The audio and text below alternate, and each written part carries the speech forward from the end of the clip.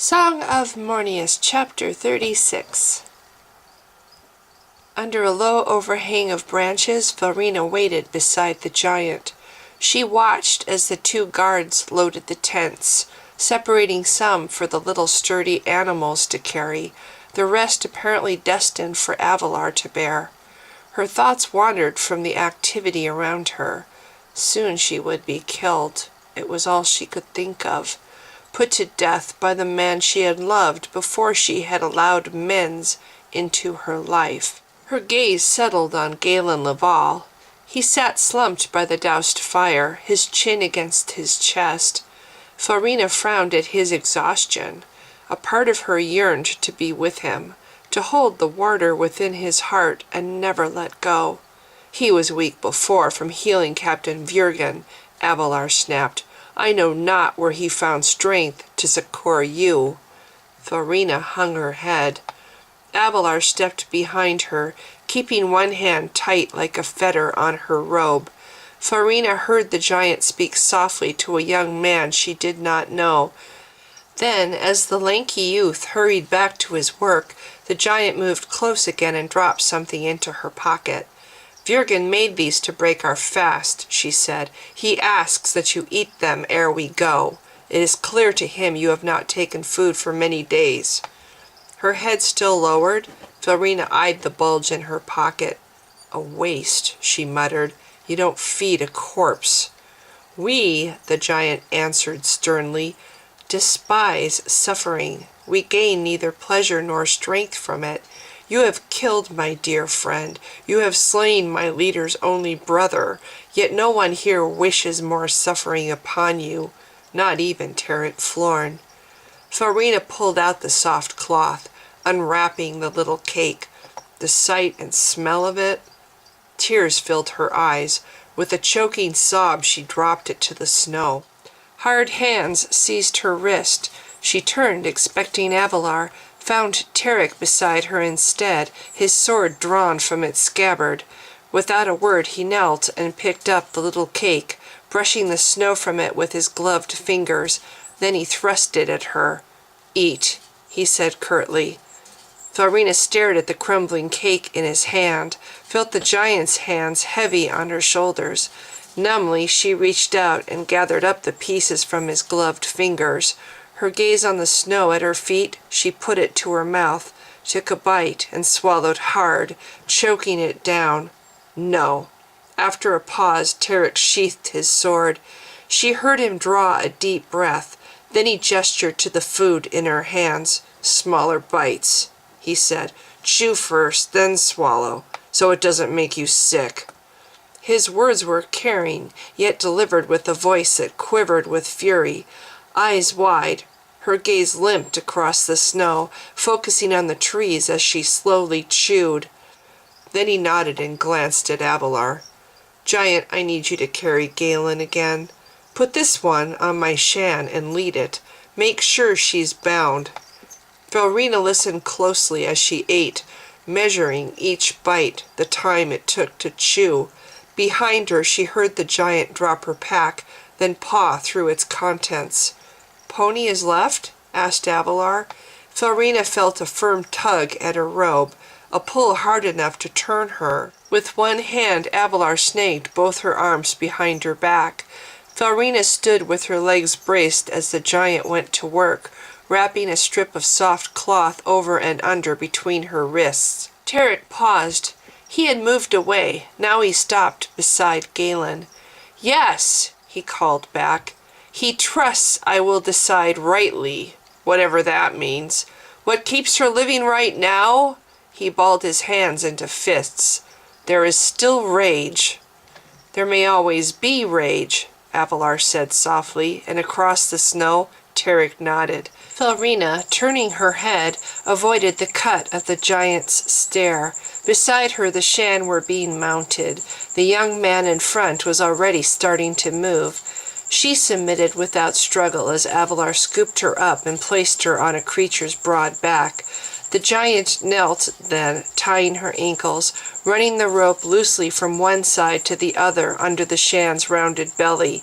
Catching the little beast's rope, Avalar turned to retrieve Galen from Virgen. Already Tarik strode ahead beside his mounted men into the forest, but Virgen hung back. Riding alongside Avalar, he stretched in his saddle to see the staff-wielder's face. "How long do you think before he kills me?" Farina blurted. Her voice carried through the hushed calm beneath the trees, startling the birds overhead. Both Virgen and the giant glanced back, Avalar with annoyance, he with sympathy on his face. Awkwardly, Virgen cleared his throat and then nudged his beast into a shambling trot over the bare, uneven ground. But Avalar turned. Vapor streamed from her nostrils as she stood glaring down. Farina gritted her teeth, blinking back tears. "I know," she whispered. "I'm sorry." Avalar nodded curtly and started to turn. "You say you despise suffering?" Farina called. "But isn't this torture too?" Farina sat staring at the Shan's thick ears until her grief blurred them. She shook her head, tears streaming down her cheeks that she could not wipe away. "Making me sit here and wonder when he might just turn and come back here and—" "Did you not take prisoners?" asked Avalar. She tilted back her head, breathing deeply as the wind touched her face. "Did you not put them to death, Farina Vlen?" Farina sat in silence, remembering her frequent walks through the dark prison hall, the terrified faces of the men and women being prepared for slaughter. They were the ones deemed unfit for men's army, the crippled or infirm, the very young or very old, but all with lives they cherished, lives she had callously ripped from them. "Could the prisoners hear the executions from their cells?" Avalar continued. "Was their suffering deliberate, as another way to feed your god, leaving them to wonder which of them would be next?" "Yes," she said softly. "And yes." For a long moment Avalar stood still, glaring down. Shivering, Farina waited for the giant's judgment, more harsh words to cut her as painfully as men's little knife. But then Avalar turned. Tugging at the Shan's lead rope in her hands, she started after Virgen. Galen huddled by the fire, knees to his chest. Over the flames he watched his friends work, stretching rope taut between the trees for the tents. Roth busied himself close behind him. Crouched on his knees, the young man stuffed a grain sack with cones and needles for the Shan. The tree trunks were thick and close, far too dense for the snow to reach the forest floor, or for the Shan to shake the branches themselves. Avalar hunkered down beside Tarik's Shan to free his prisoner. Galen frowned at Farina's uncontrolled fall from the little beast. Her legs quivered as she walked, as she tottered small and frightened beside a woman more than twice her height, her wrists bound and her eyelids swollen from crying. As Avalar helped her sit near the fire, Galen shifted to give them room. "We're close," Farina muttered. Leaning forward, she rubbed at her thighs. "I can feel him." Behind her back, Avalar nodded. "I can feel a lot of things," she said darkly, "but my memories are less intense now. The water of the river runs pure beside us. Very few giants died here." Galen winced. He had forgotten Avalar's memories, how every step brought her closer to reliving the worst. She knelt at his back, took his shoulders between her big hands and squeezed gently. Galen tensed at the contact, at the pain in his muscles under her thumbs, but as her fingers rhythmically traversed his spine, he relaxed and leaned forward. Sitting beside him, Farina was staring at the fire. She shook her head. "Why do you get sick after healing people?" she asked. Galen sighed. He closed his eyes as the giant's strong fingers pressed down gently, kneading away his pain. "Halram's power. I can't. He wants me to let him go when I don't need it, so I can recover." He rubbed at his forehead. Avalar sat back against a log behind them, her scabbard splaying to the side, her arms resting on her knees. Beside him, Filrina cringed as Tarek, glaring, approached the fire. "Don't tell her anything, Galen," Tarek admonished softly. "We don't know what her god can hear." Galen nodded. He glanced over his shoulder at the giant, but her attention had strayed to her sword as it so often did.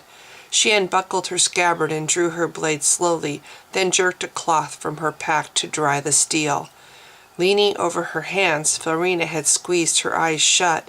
Above her trembling shoulders, Tarek continued to glower. Galen met his eyes, caught the glints of reluctant pity lurking behind them. "You killed my brother," Tarek said finally. "Little Cameron, how do you live with yourself?" Mutely she stared at her hands, tied before her now instead of behind for her comfort. Tears streamed down her face as she numbly shook her head. "It's not just Cameron," Tarek continued. "Crimes against humanity. Ever hear that expression before? It comes from Earth. It's what they called it when a person commits mass murder. That's your crime, Filrina. Mass murder. So, do you deserve death?" Galen watched as her hands lifted to rub at her eyes. Her head lowered between her knees. "Yes," she moaned to the snow. "Good," said Tarek. "I agree. So does Lord Argus, as he's been telling me all day, and Lieutenant Roth over there, who wants to do the job himself." He drew a breath, then stepped beside her, catching her hair in his fist. Jerking up her head, he forced her to look at him. Filrina swallowed with her chin tipped up, her pale throat exposed, glowing in the firelight. Her eyes rolled back in fear. "No, look at me," Tarek insisted. At once Filrina tried to raise her bound hands, struggling to cover her face. She turned her head sideways, sobbing brokenly. "I can't, Tarek." Releasing her hair, Tarek's hard hands seized her behind her arms. With a flex of his fingers, he hauled her from the ground, dragged her bodily forward around the fire, then set her down firmly on the high seat of a log. Then he crouched on his heels, placing himself level with her face. "Look at me, Filrina Flynn, or I swear I'll kill you right now and be done. Look at me!" Trembling, Filrina complied, streaks of firelight spilling down her face as she choked down sobs. "You talk to me now," Tarek said. "Not these other people here. Me. This is between you and me. I want you to describe to me now just exactly what you did to my brother." Galen closed his eyes. Leaning forward, he pressed his cheek against his knees, listening intently to the soft sounds of his own breathing, the low comforting crackle of the little fire warming his face. Over his head the wind whispered through the frozen branches, making their wood creak in a slow kind of rhythm. Behind his back he heard when Avalar started crying, and even that sound in his ears seemed to belong somehow. It meant this kind young man had been loved in his life, that he had touched lives and had made a difference. Stiffly, Tarek stood and turned away. "Bitch!" Lieutenant Roth snarled from the direction of the tents. He yanked out his sword, body trembling with his rage. "Kill her, or I'll kill her myself! Tarek, you know what they did to my family! Kill her!" Would that bring them back? Tarek strode to his shan, and Galen saw him staring at his scabbard he had deliberately left tied to his pack. With trembling hands he touched the hilt of his sheathed weapon. Would it bring Cameron back? "I'm sorry," Filrina said softly after mastering her tears. She had slid to the ground, as if she didn't deserve anything better, leaned her back against the tall stump. "I do deserve death, Tarek, and I want to die. Please. Everything I love I hurt." Tarek turned toward the fire. He nodded to Vurgen, crouched by the hungry flames. "Remove her bond so she can eat," he told his second, Avalar. He looked toward the giant. "Bind her hands after she's done." he said, his voice choked with grief. "I need to think." With a curt gesture, he motioned Roth to his side. Gripping his lieutenant's shoulder, he firmly steered the seething young man toward the darkness of the trees.